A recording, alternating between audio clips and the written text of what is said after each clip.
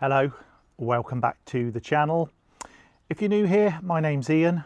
My channel is North and Forth, and this is just the day-to-day life and happenings of a single 50-year-old bloke who moved 600 miles away from his family in the south of England and arrived here in the beautiful northeast of Scotland. If you've been here before and you're subscribed, welcome back. Good to have you along. If you're new here and you like this video and you want to see more, hit the subscribe button. Today, it's a beautiful sunny summer's day here in the northeast of Scotland, and we're going to talk about moving to Scotland, and moving to Scotland specifically from England. I'm going to try and keep this fairly general, but it is aimed at people who might be thinking of moving up here from down in England. If you're coming from another part of the world, you may well get benefit from it. It's also about moving to the north of Scotland. So northeast Scotland, the Highlands, Caithness, Sutherland, the remoter parts. If you're moving to Edinburgh, Glasgow, Dundee, the Central Belt, you will probably get less out of this video, although there will be generic bits that will be of interest to you. So let's get started. There's not 1 to 5 or 1 to 10. I'm just going to shoot, and I will stop talking when I've run out of things to say. And if anybody who knows me is watching, that could be a while. So, number 1, buying a house in Scotland. Now, this is very different to buying a house down in England or Wales. The system here is completely different. I never had anybody to help me navigate the system when I came up. No one to view houses for me. It was extremely challenging trying to buy a house from 600 miles away, because the agent's details up here don't have the same level of detail as the ones down south do. So there was a lot of gaps, and of course there's gaps in your knowledge because you're not from this area, so you don't know how the land lies, you don't know where towns are. It was really challenging, and I could have really done with somebody on the ground here to go and look at properties for me and generally advise me. I didn't have that. The biggest difference is the home report. Up here you get a home report which tells you, it's like a survey, which tells you the condition of the property, and they mark the property items 1, 2 and 3. Grade 1 means there's basically nothing wrong with it, and other than routine maintenance it's fine. Number 2 means that there is a problem, but it's not a serious problem. And if you've got number 3s, then that is a serious problem and needs immediate attention. And if you're sensible, you should probably get somebody to look at those things and quote for it before you actually commit to buying the house. The house I bought was mostly 1s and had a few 2s, so I wasn't terribly concerned. I was a cash buyer. But the good thing about the home report is you don't have to go and get your own survey. You can, of course, but most people just go off the home report, and you know up front what you're already buying. The second thing about buying a house in Scotland is the offers over system. Now, up here, the home report will also set a value for the property. So when the surveyor comes to do the home report, he will value the property. Your mortgage lender can use that value, and you can use that value to base your offer. Lots of parts of Scotland, properties go over home report. Here in the northeast, where I am, less so. And it really comes down to what level of interest the property's got, whereabouts in Scotland you have, if there are other people wanting to bid. There is no hard and fast rule. I've seen this before on a lot of forums on Facebook. You know, you should offer X over, Y over. It just doesn't work like that. It's just not that simple. So it depends on the amount of interest in the property and whether they've got other interested parties. If there are, they may well set what they call a closing date, which is a bit like sealed bids down in England, where they've got more than one offer. So they will say, well, can we all have your best offers by midday on June the 27th, please? And you get your chance to put your best offer in, outline your situation, and then the seller effectively chooses a buyer. But there's no hard and fast rule with the offers over as to how much over or below it will go. My house had been on the market a year, so I actually ended up getting mine below home report and below the offers over. But that's not necessarily typical of the whole of Scotland. The other thing you need to think about, you will not be allowed to view by the estate agent once your offer is accepted before conclusion of missives. Now, conclusion of missives is like exchange of contracts down south. So normally down south you would go and review the property and measure for curtains and perhaps look where furniture's going. You won't be allowed to do that, and that caught me completely off guard. So just bear in mind, if you're going to offer on a house, make sure you viewed it enough times and know what you need to know about it, because you won't be allowed back in. And finally, on buying a house up here, again, forget this in the central belt or the cities. If you're buying a house in a rural area, which probably, if you've arrived at this video because you follow my channel or it's been suggested to you, you're probably thinking of buying a house in a rural area in Scotland. The types of houses are completely different. What I live in here didn't exist where I lived down south. It's just not there anymore.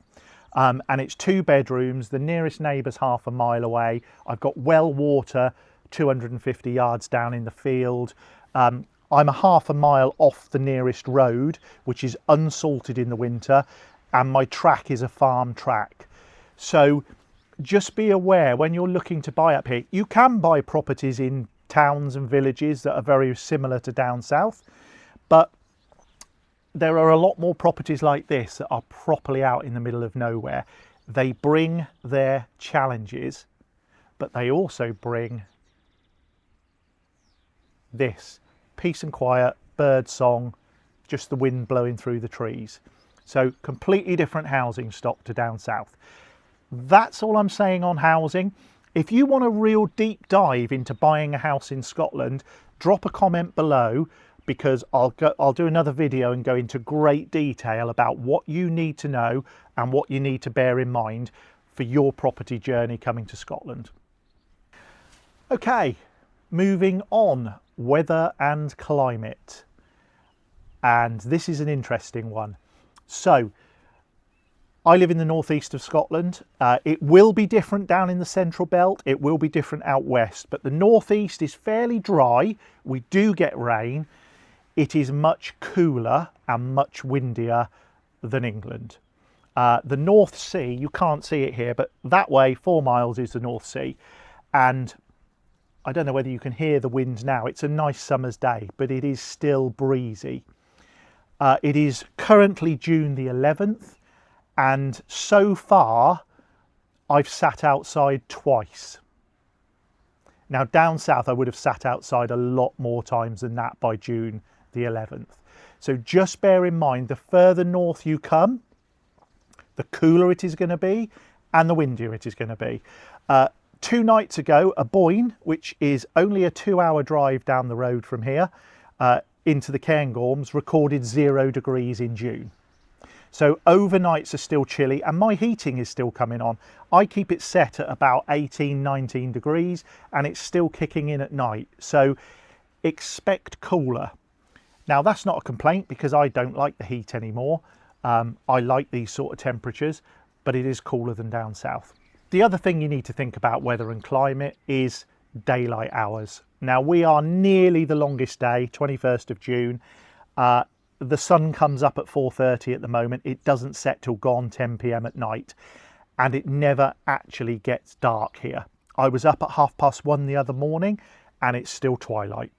So you have still got nautical twilight around the middle of summer, where it just doesn't get dark. It is daylight all of the time. Conversely, and I'll put a shot up here, On midwinter day, the sun sets at 3:23 here and rises at 08:50. The further north you go, and there is further north, Caithness, Sutherland, Orkney, Shetland, the higher up there you go, the less daylight you're going to have. So it is brutal here in December and January.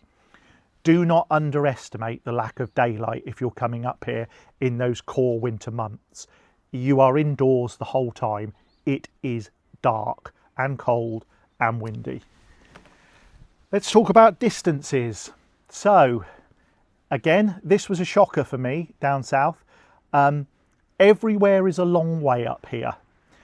Where I am, the nearest actual motorway is in Perth, which is a good 2-hour drive.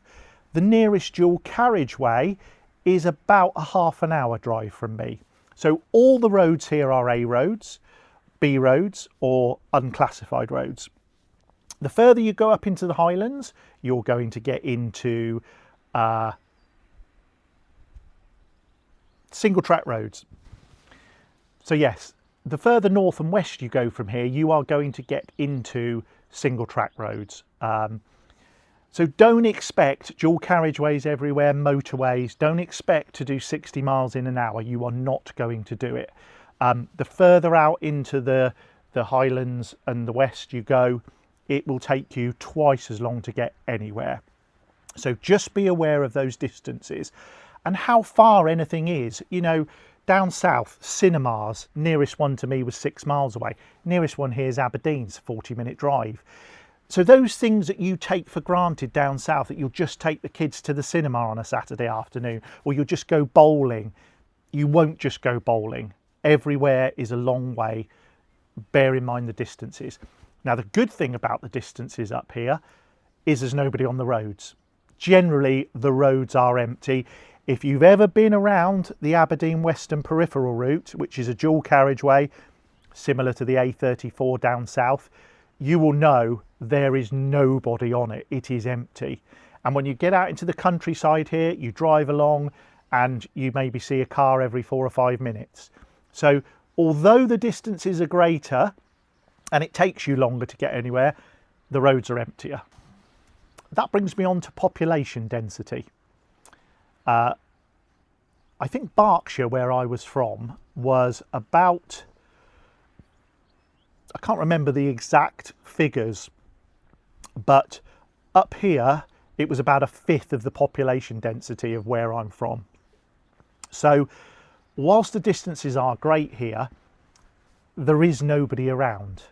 When you get into towns, you will find you'll be able to park fairly easy. There is paid parking, but equally you go 100, 200 yards out of the centre of a town and you can park. If you go to a beach or you go to a pretty fishing village up in Murray, like Pennon or Crivy or somewhere like that, you can just drive in and park and no one wants a tenner from you and you don't have to queue. So the population density here is a lot lower. That is a dream for me, just being able to drive somewhere. Imagine Cornwall with no people. Those fishing villages, you drive down, you drive in. Imagine driving into Mousehole or somewhere like that and just parking at where you want with nobody wanting a tenner from you. That's what it's like up here. So actually, for all the challenges it brings, the population density is amazing, and you will find you get places easier. There are less people when you get there. There are some beautiful spots. The beach here, Rattray Head, we can go to that beach on a hot summer's afternoon, and when I say hot, I mean like 21 or 22 degrees, and sit there for 2 hours and not see another person. Village amenities. This is another great one up here. My experience down in England was that a lot of villages had nothing left. Pubs gone, shops gone, primary schools closing. And because towns were generally so nearby, because everything's so much more crammed together, you know, you find a town 3 miles, 4 miles, 5 miles away. That's not like that up here. So even fairly compact and small villages will still have 1 or 2 really good shops. They'll still have a primary school. They'll often have a butcher and a pharmacy and maybe a hardware store. There are several little villages around here that have got all sorts of facilities that you just wouldn't find in the south of England. You would have to go to a town. So that is fantastic. I get my shopping delivered here. So Tesco's deliver right to my house, even though I'm half a mile off the road. So actually, for facilities wise and general day-to-day living, much better, especially village amenities. That's really, really good. Okay, another challenge. We've talked about the good thing, the village amenities, big purchases. Now this is a challenge up here. If you don't mind what you buy, you will probably find something. But if, for instance, you want to make a big purchase and then it's a specific item that you want, so say for instance you wanted a Land Rover Discovery and you wanted it between a certain mileage and a certain date or a certain engine size, it is not going to be just sitting here in one of the local garages.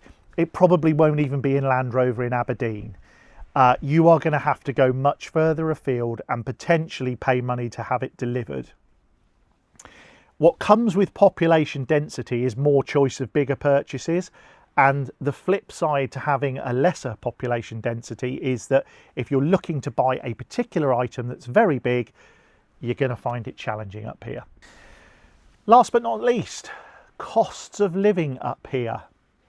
Some things are very similar to down south. So your electricity is what your electricity costs. I don't have gas. Oil is what oil costs. I don't have mains water, but mains water is cheaper up here. Council tax is much cheaper. I pay half of what I paid down south for a house that was half the size. So the council tax is much, much cheaper. You get free eye tests, you get free prescriptions. If you've got university age children, you get free university tuition. 9 grand a year saved, amazing. So actually living up here, there are a lot of things you will save on. I have well water and that comes with maintenance. So even though I don't pay water rates, I still have to maintain the well. So I don't really save any money. Water rates and sewerage are included in your council tax. So I get a further reduction from my council tax because I'm not on mains, water or sewerage.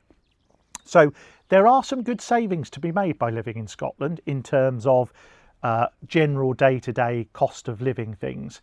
The university tuition is probably the biggest one.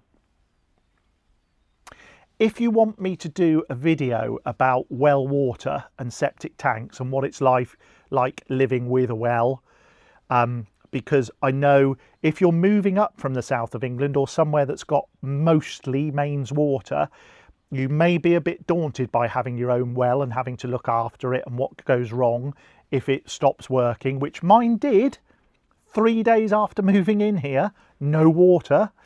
So if you want me to do a deep dive video into the well, I'll take you down and show it. Drop a comment below and we'll put a little video together about what it's like having and living with well water. Anyway, that's it. I've run out of things to say about living in Scotland. This isn't a moaning video. It has its challenges, but I think you'll see from what I've said, it also has huge positives to living in such a beautiful place. If you've enjoyed the video, and you want to see more, drop me a comment below, subscribe, hit the like button. It'd be great to have you along. There's more videos coming about day-to-day life here. I'm hoping to get out and show you around some of the places. It's been great to have you along. I've enjoyed chatting with you and I'll see you on the next one.